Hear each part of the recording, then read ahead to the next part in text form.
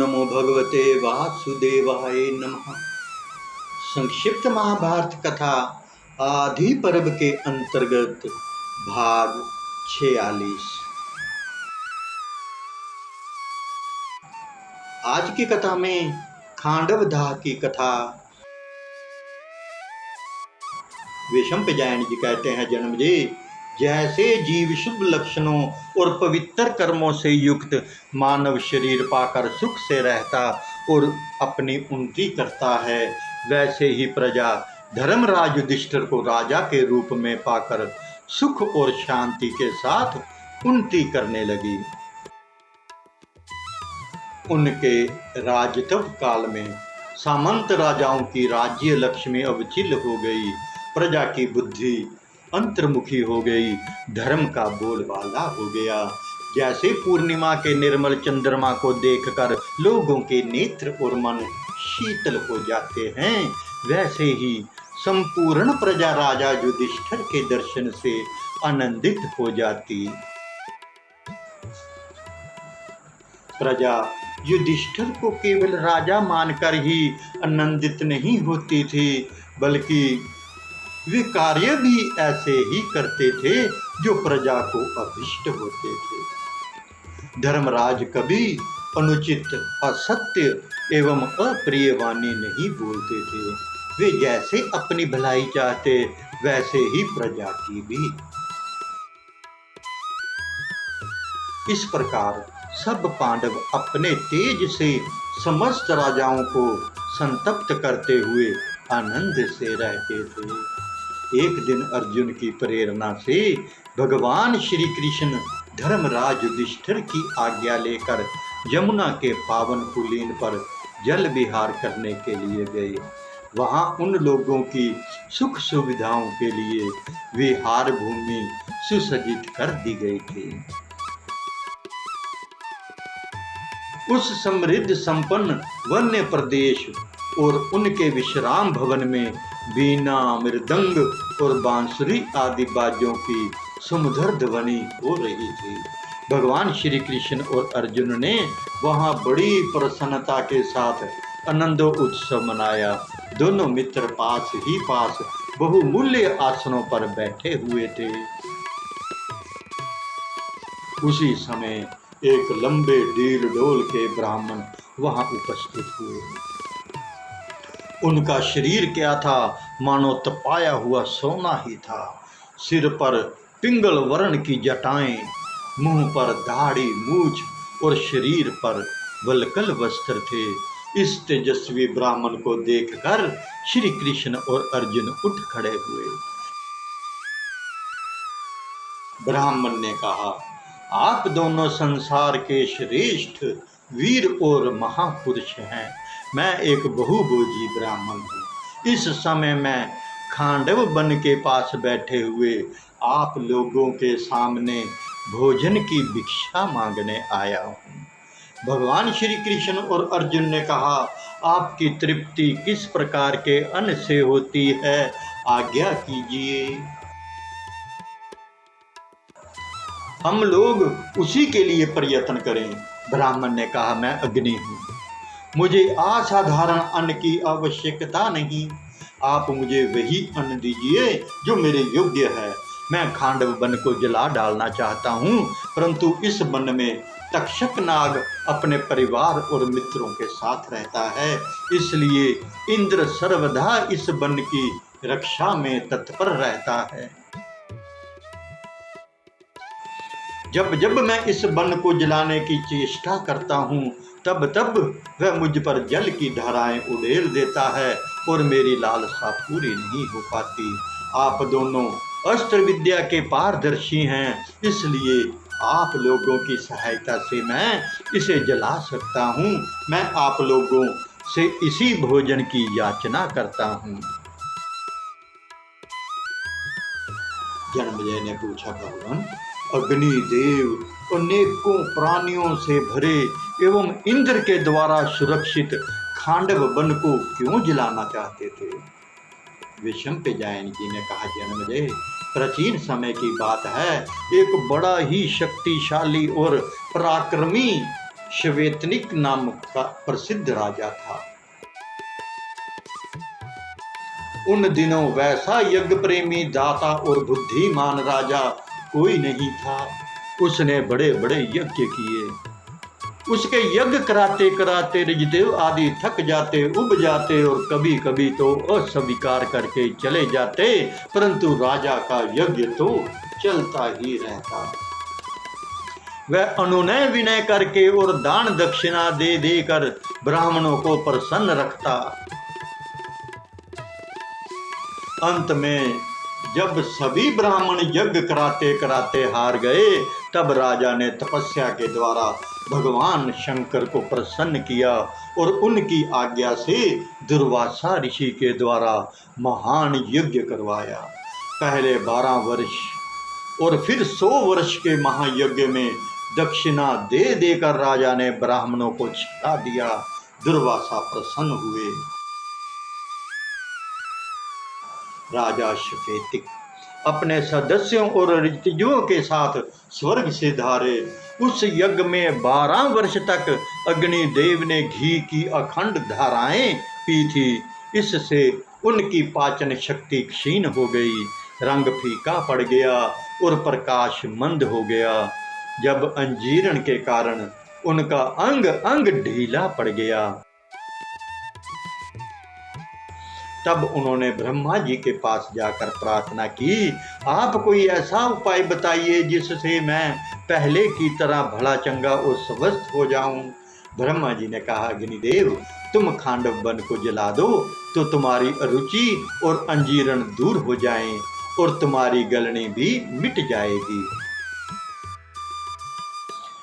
वहां से आकर अग्निदेव ने 7 बार खांडव वन को जलाने की चेष्टा की, परंतु इंद्र के संरक्षण के कारण वे अपने प्रयत्न में सफल ना हो सके। जब अग्नि निराश होकर दोबारा ब्रह्मा जी के पास गए, तब उन्होंने भगवान श्री कृष्ण और अर्जुन की सहायता से खांडव वन जलाने का उपाय बतलाया और अग्निदेव ने यमुना तट पर आकर उनसे पूर्वोक्त बातें कही। ब्राह्मण वेशधारी अग्निदेव की प्रार्थना सुनकर अर्जुन ने कहा, अग्निदेव मेरे पास दिव्य अस्त्रों की कमी नहीं है। उनके द्वारा मैं युद्ध में इंद्र को भी छका सकता हूँ, परंतु मेरे बहुबल को संभाल सकने वाला धनुष मेरे पास नहीं है और ना उन अस्त्रों के उपयुक्त बहुत से बाण ही हैं। रथ भी तो ऐसा नहीं है जो यथेष्ट बाणों का बोझ ढो सके। श्री कृष्ण के पास भी इस समय कोई ऐसा शस्त्र नहीं जिससे युद्ध में नागों और पिशाचों को मार सके। खांडव वन जलाते समय इंद्र को रोकने के लिए युद्ध सामग्री की आवश्यकता है। बल और कौशल हमारे पास है, सामग्री आप दीजिए। अर्जुन की समुचित वाणी सुनकर अग्निदेव ने जलाधिपति लोकपाल वरुण का स्मरण किया। तुरंत वरुण प्रकट हो गए। अग्नि ने कहा, आपको राजा सोम ने अक्षय तर्कस, गांडीव धनुष और बानर चिन्ह युक्त ध्वजा से मंडित दिव्य रथ दिया है। वह शीघ्र मुझे दीजिए तथा चक्र भी दीजिए। श्री कृष्ण और अर्जुन चक्र तथा गांडीव धनुष की सहायता से मेरा बड़ा भारी काम सिद्ध करेंगे। वरुण ने अग्निदेव की प्रार्थना स्वीकार की। उन्होंने अर्जुन को वह अक्षय तर्कस और गांडीव धनुष दिया। गांडीव धनुष की महिमा अद्भुत है। वह किसी भी शस्त्र से कट नहीं सकता और सभी शस्त्रों को काट सकता है। उससे योद्धा का यश, कांति और बल बढ़ता है। वह अकेले ही लाखों धनुषों के समान क्षत्रहित और तीनों लोकों में पूजित तथा प्रशासित है। समस्त सामग्रियों से युक्त, सबके लिए अजय, सूर्य के समान दीप्यमान और रत्न जड़ित एक दिव्य रथ भी दिया। उस रथ में मन और पवन के समान तेज चलने वाले सफेद चमकीले हार पहने हुए गंधर्व देश के घोड़े जुते हुए थे।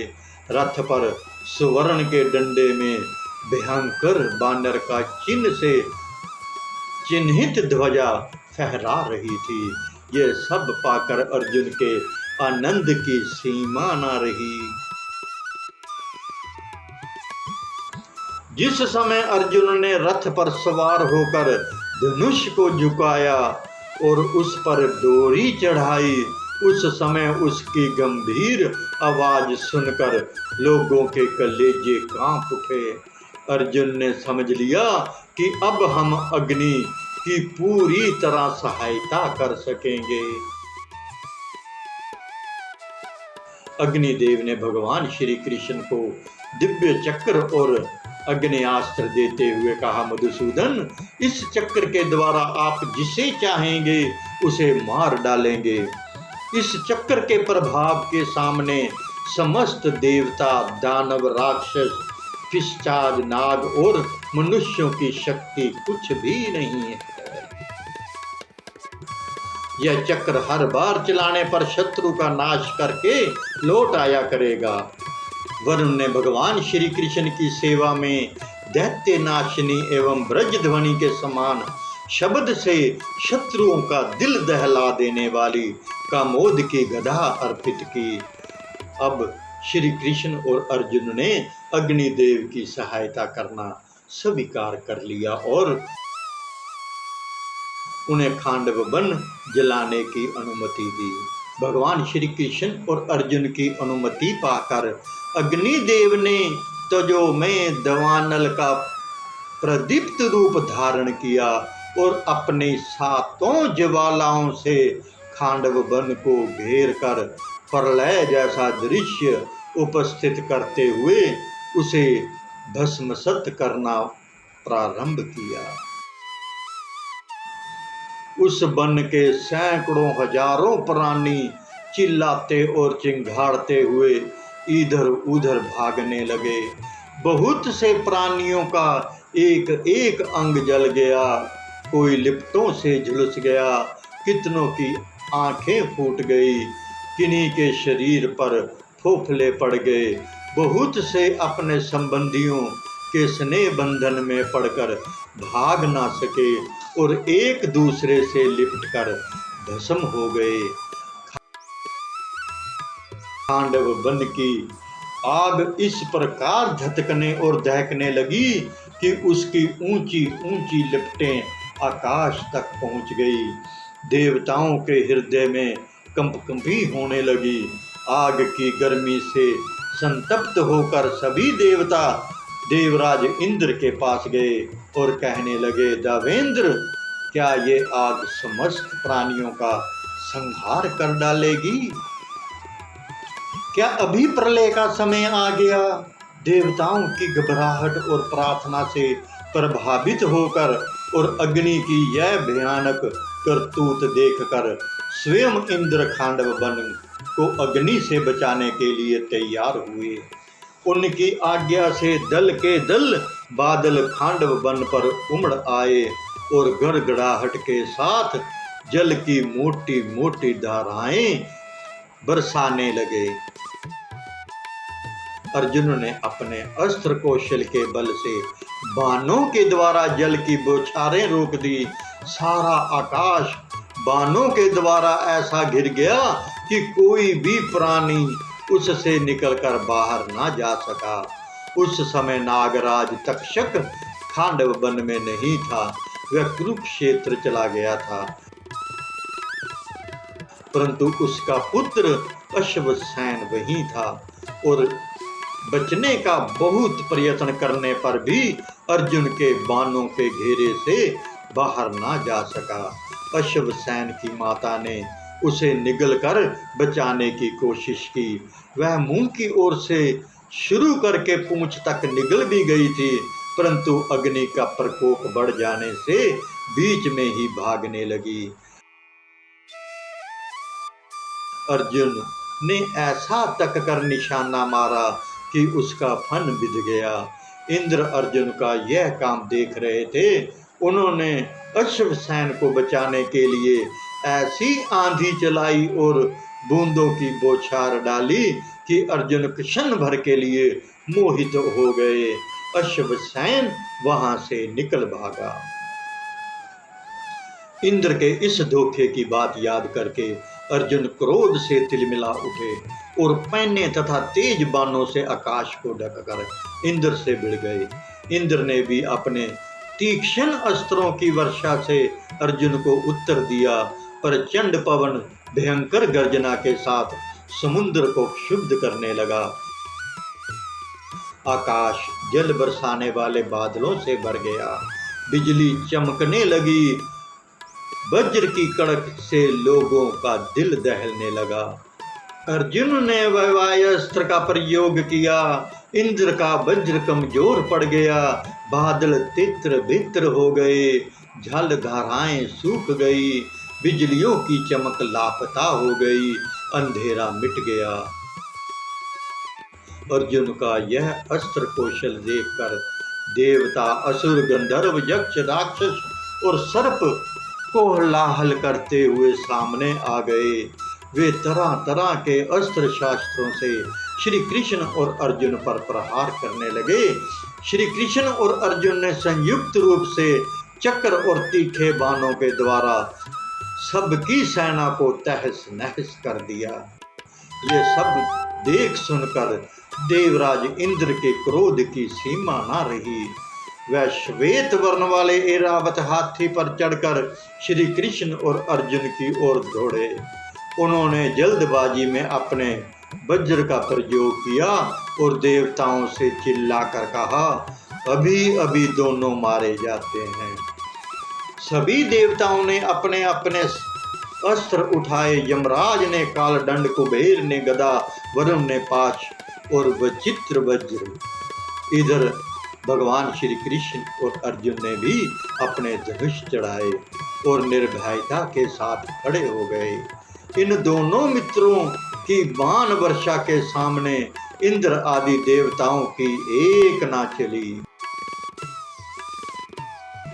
इंद्र ने मंदराचल का एक शिखर उठाकर अर्जुन पर दे मारने की चेष्टा की, परंतु उसके पहले ही दिव्य बाणों की चोट से वह हजारों टुकड़े हो गया था। उसके टुकड़ों से खांडव वन के दानव, राक्षस, नाग, बाघ, ऋछ, हाथी, सिंह, मृग, भैंसे तथा अनन्य वन्य पशु और पक्षी घायल एवं भयभीत होकर भागने लगे। एक ओर से आग सबको पी जाना चाहती थी, दूसरी ओर से भगवान श्री कृष्ण और अर्जुन की बाण वर्षा, कोई वहां से भाग ना सका। श्री कृष्ण के चक्र और अर्जुन के बाणों से कट कट कर जीव जंतु स्वाहा हो रहे थे। समस्त प्राणियों के आत्मा श्री कृष्ण ने उस समय अपना काल रूप प्रकट कर दिया था। देवता और दानव सभी उनके पौरुष को देखकर दंग रह गए। उस समय इंद्र को संबोधन करके वज्र निष्ठुर ध्वनि से आकाशवाणी हुई, इंद्र, तुम्हारा मित्र तक्षक कुरुक्षेत्र जाने के कारण इस भयंकर अग्निकांड से जला नहीं बच गया है। तुम अर्जुन और श्री कृष्ण को युद्ध में कभी किसी प्रकार नहीं जीत सकते। तुम्हें समझना चाहिए कि ये तुम्हारे चिरपरिचित नर नारायण हैं। इनकी शक्ति और पराक्रम असीम है। ये सबके लिए अजय हैं और देवता, असुर, यक्ष, राक्षस, गंधर्व, किन्नर, मनुष्य तथा सर्प आदि सबके लिए पूजनीय हैं। तुम देवताओं को लेकर यहाँ से चले जाओ, इसी में तुम्हारी शोभा है। इस अवसर पर खांडव वन का दाह देव ने ही रचा रखा है। आकाशवाणी सुनकर देवराज इंद्र क्रोध और ईर्ष्या छोड़कर स्वर्ग में लौट गए। देवताओं ने भी अपनी सेना के साथ उनका अनुगमन किया। देवताओं की समरभूमि से हटते देखकर भगवान श्री कृष्ण और अर्जुन ने हर्ष ध्वनि की। खांडव वन अनाथ के घर की तरह धक धक जलने लगा। भगवान श्री कृष्ण ने देखा कि मैं दानव यकायक तक्षक के निवास स्थान से निकलकर भागा जा रहा है और अग्नि मूर्तिमान होकर जलाने के लिए उसका पीछा कर रहा है। उन्होंने मैं दानव को मार डालने के लिए चक्र उठाया। आगे चक्र और पीछे धधकती आग को देखकर पहले तो मैं दानव की कर्तव्य विमूढ़ हो गया। फिर उसने कुछ सोचकर पुकारा, वीर अर्जुन, मैं तुम्हारी शरण में हूं, केवल तुम ही मेरी रक्षा कर सकते हो। अर्जुन ने कहा, डरो मत। अर्जुन को अभय दान करते देखकर भगवान श्री कृष्ण ने चक्र रोक लिया और अग्नि ने भी उसे भस्म नहीं किया। मैं दानव की रक्षा हो गई। वे वन 15 दिन तक जलता रहा। इस अग्निकांड से केवल 6 प्राणी बच सके, अश्वसेन सर्प, मैं दानव और 4 शारंग पक्षी। शारंग पक्षियों के पिता मंदपाल ने और उन पक्षियों में सबसे बड़े जरितारे ने अग्नि देवता की स्तुति करके अपनी रक्षा का वचन ले लिया था। अग्निदेव ने भगवान श्री कृष्ण और अर्जुन की सहायता से प्रज्वलित होकर खांडव वन को जला डाला। अनंतर ब्राह्मण के रूप में उनके सामने प्रकट हुए। उस समय देवराज इंद्र भी देवताओं के साथ अंतरिक्ष से वहां उतरे। उन्होंने श्री कृष्ण और अर्जुन से कहा, आप लोगों ने ये ऐसा दुष्कर कार्य किया है जो देवताओं के लिए भी असाध्य है। मैं आप लोगों पर प्रसन्न हूँ, इसलिए आप मनुष्य के लिए दुर्लभ से दुर्लभ वस्तु भी मुझसे मांग सकते हैं। अर्जुन ने कहा, मुझे आप सब प्रकार के अस्त्र दे दीजिए। इंद्र ने कहा, अर्जुन, जिस समय देवादिदेव महादेव तुम पर प्रसन्न होंगे, उस समय तुम्हारे तप के प्रभाव से मैं तुम्हें अपने सारे अस्त्र दे दूंगा। मैं जानता हूं कि वे समय कब आएगा। भगवान श्री कृष्ण ने कहा, देवराज, आप मुझे ये वर दीजिए कि मेरी और अर्जुन की मित्रता क्षण क्षण बढ़ती जाए और कभी ना टूटे। इंद्र ने प्रसन्न होकर कहा, हे मस्तु, देवताओं के जाने के बाद अग्निदेव श्री कृष्ण और अर्जुन का अभिनंदन करके चले गए। भगवान श्री कृष्ण, अर्जुन और मैं दानव जमुना के पावन पुलीन पर आकर बैठ गए। आधि पर्व समाप्त। ओम नमो भगवते वासुदेवाय नमः। यहाँ महाभारत कथा का आधि पर्व समाप्त हो गया है। अब हम लोग कथा को आगे बढ़ाते हुए अगले पर्व सभा पर्व में प्रवेश करने जा रहे हैं। आशा है कि आप सभी महाभारत के इस संक्षिप्त रूप में वर्णित रोचक कथाओं का आनंद ले रहे हैं।